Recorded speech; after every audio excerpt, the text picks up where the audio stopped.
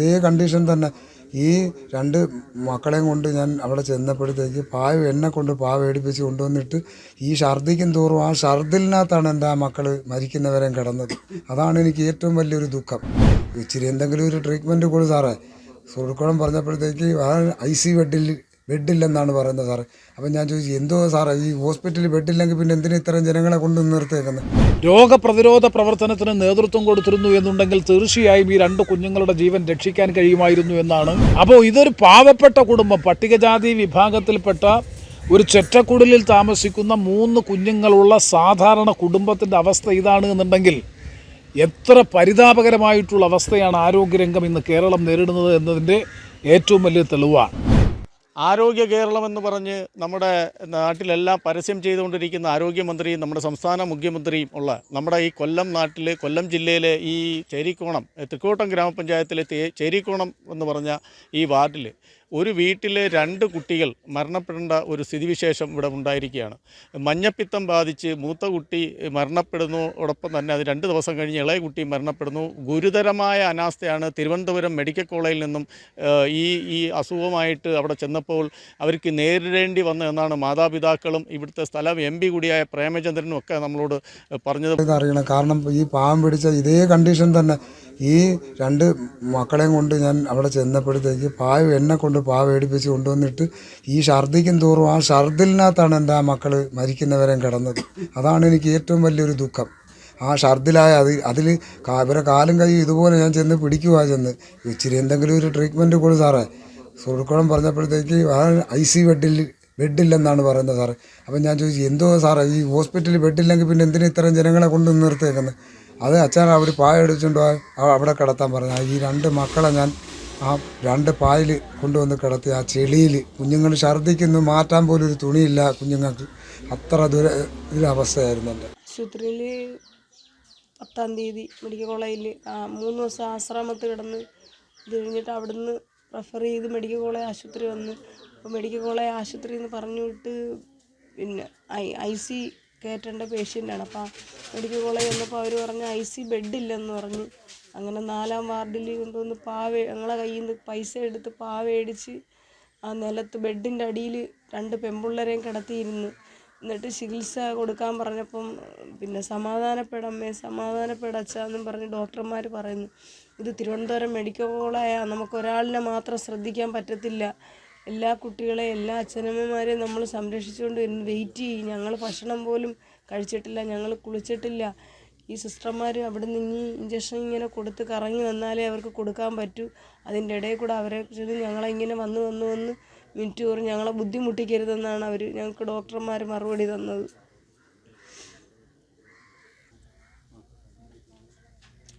ഞങ്ങളെ ടെസ്റ്റ് ചെയ്യാനോ ഞങ്ങളെ വന്ന് അന്വേഷിക്കാനോ അവർ മുതിർന്നില്ല. ഞങ്ങൾ ഇതുവരെ ടെസ്റ്റ് ചെയ്തിട്ടുമില്ല. 2 മോന് സുഖമില്ലാതായിട്ട് അവർ പറയുന്നത് റിപ്പോർട്ട് അയച്ചു കൊടുക്കുക എന്നാൽ ഇവിടെ അടുത്ത ഹെൽത്തിന്ന് പറയുന്നത് പ്രൈമറി ഹെൽത്ത് സെൻ്ററിൽ നിന്ന് പറയുന്നത് ഞങ്ങളെ റിപ്പോർട്ട് അയച്ചതാണ്. അപ്പോൾ റിപ്പോർട്ട് അയച്ചു തരാൻ മാത്രമേ അവർ മുതിരുന്നുള്ളൂ. ബാക്കി കാര്യങ്ങളൊന്നും അവർ വന്ന് അന്വേഷിക്കുകയോ അല്ലെങ്കിൽ മറ്റ് 2 കുട്ടികളെ അവിടെ നിന്ന് മാറ്റണം, അവരെ ഒന്ന് ടെസ്റ്റ് ചെയ്യണം, അല്ല അച്ഛനെയും അമ്മയെ ഒന്ന് ടെസ്റ്റ് ചെയ്യണമെന്നൊന്നും അവർ താല്പര്യം കാണിച്ചില്ല.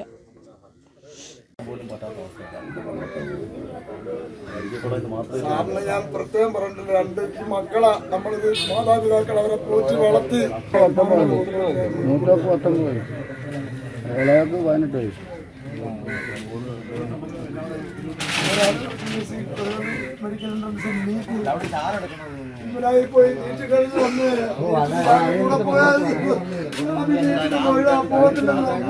3-4 പ്രാവശ്യം വന്ന് കണ്ണു അച്ഛൻ അടുത്ത കൊല്ലം എഴുതാം. നമ്മുടെ ഒക്കത്തിലേക്കളെ ഒരു കർഷകന് പോകും, എഴുതിയേ പറ്റൂ. ഞാനും കൂടെ ചെന്ന് ഉദ്യോഗസ്ഥന്മാരെല്ലാം പറഞ്ഞാൽ സമാധാനപ്പെടും എഴുതും. അങ്ങനെ എഴുതിയിട്ട് വന്നതാണ്.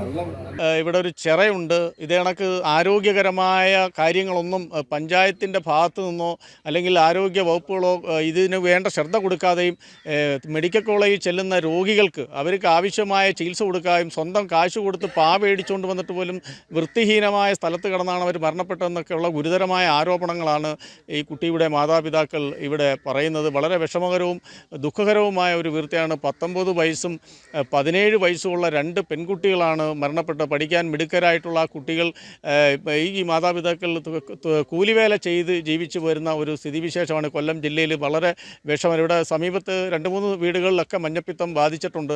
അവരെല്ലാം ഇളയ കുട്ടി ഇപ്പോൾ തിരുവനന്തപുരത്ത് കിംസ് ആശുപത്രിയിൽ ചികിത്സയാണ്.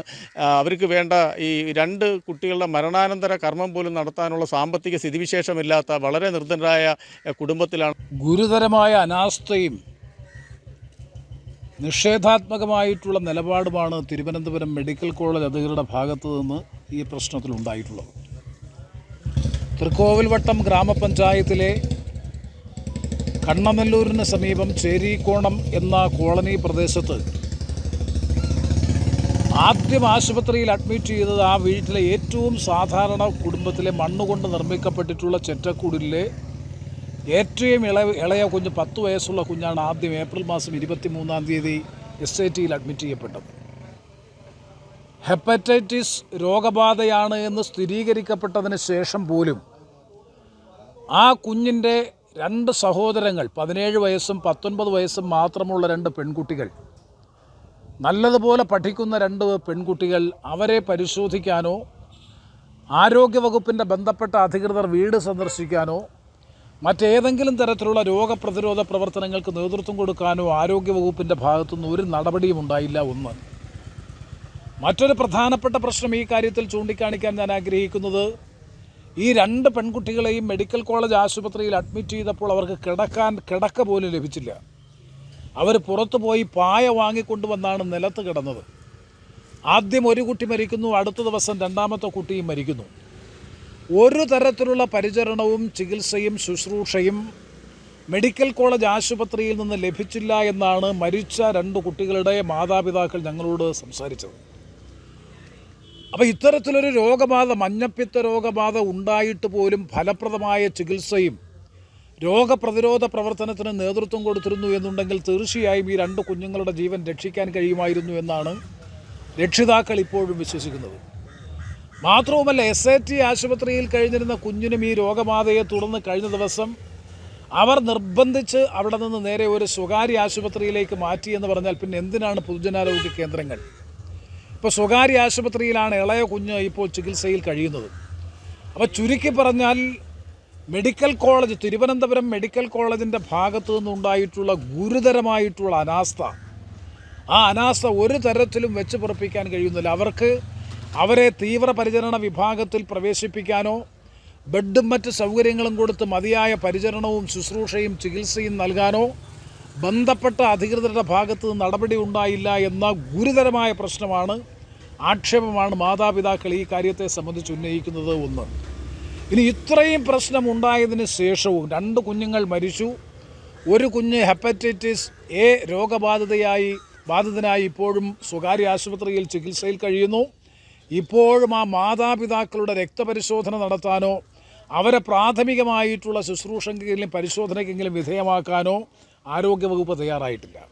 മാത്രവുമല്ല, ഈ ചേരിക്കോണം എന്ന് പറയുന്ന പ്രദേശത്ത് മാലിന്യ നിർമ്മാർജ്ജനം നടത്തി ശുചീകരണ പ്രവർത്തനങ്ങൾ നടത്താൻ ആവശ്യമായിട്ടുള്ള ഒരിടപെടലും ബന്ധപ്പെട്ട ആരോഗ്യവകുപ്പിൻ്റെ ഭാഗത്തുനിന്ന് നാളിതുവരെ, ഞാനിപ്പോൾ അവിടെ നിൽക്കുകയാണ്, ഈ നിമിഷം വരെ ഉണ്ടായിട്ടില്ല. അപ്പോൾ ഇതെന്തൊരു ആരോഗ്യരംഗത്തെ പ്രവർത്തനമാണ്, രോഗപ്രതിരോധ പ്രവർത്തനമാണ്. അപ്പോൾ ഇതൊരു പാവപ്പെട്ട കുടുംബം, പട്ടികജാതി വിഭാഗത്തിൽപ്പെട്ട ഒരു ചെറ്റക്കുടിലിൽ താമസിക്കുന്ന 3 കുഞ്ഞുങ്ങളുള്ള സാധാരണ കുടുംബത്തിൻ്റെ അവസ്ഥ ഇതാണ് എന്നുണ്ടെങ്കിൽ എത്ര പരിതാപകരമായിട്ടുള്ള അവസ്ഥയാണ് ആരോഗ്യരംഗം ഇന്ന് കേരളം നേരിടുന്നത് എന്നതിൻ്റെ ഏറ്റവും വലിയ തെളിവാണ്. ഞാൻ ആവശ്യപ്പെടുന്നു, ഇതിനെ സംബന്ധിച്ച് സമഗ്രമായിട്ടുള്ള ഒരു അന്വേഷണം ഈ കാര്യത്തിൽ നടത്തണം. 2 കുഞ്ഞുങ്ങളുടെ ശവമടക്കം പോലുമുള്ള കാര്യങ്ങൾ ചെയ്യാനുള്ള സാമ്പത്തിക ശേഷിയില്ലാത്ത ഈ പാവപ്പെട്ട കുടുംബത്തിന് അടിയന്തരമായി സാമ്പത്തിക സഹായം നൽകാൻ ഗവൺമെൻറ് തയ്യാറാകണം. സ്വകാര്യ ആശുപത്രിയിൽ ചികിത്സയിൽ കഴിയുന്ന കുഞ്ഞിൻ്റെ പൂർണ്ണ ചികിത്സാ ചെലവ് സംസ്ഥാന സർക്കാർ ഏറ്റെടുക്കണം. ഈ നടപടികൾ അടിയന്തരമായി സ്വീകരിക്കുന്നതോടൊപ്പം ചേരിക്കോണം കോളനിയിൽ രോഗപ്രതിരോധത്തിൻ്റെ ഭാഗമായിട്ടുള്ള എല്ലാ മുൻകരുതൽ നടപടികളും സ്വീകരിക്കണം. 2 പേർ മരണപ്പെട്ടു, ഒരു വീട്ടിൽ ഒരാൾ ആശുപത്രിയിൽ കഴിയുന്നു. ഇടതിങ്ങി ജീവിക്കുന്ന ചേരിക്കോണം കോളനി പ്രദേശത്തെ എല്ലാ രോഗപ്രതിരോധ പ്രവർത്തനങ്ങൾക്ക് നേതൃത്വം കൊടുക്കാൻ ഇനിയെങ്കിലും ആലസ്യം വിട്ട് അലംഭാവം വെടിഞ്ഞ് സംസ്ഥാനത്തെ ആരോഗ്യവകുപ്പ് തയ്യാറാകണം എന്നാണ് ഈ അവസരത്തിൽ അതിശക്തമായി ആവശ്യപ്പെടാനുള്ളത്.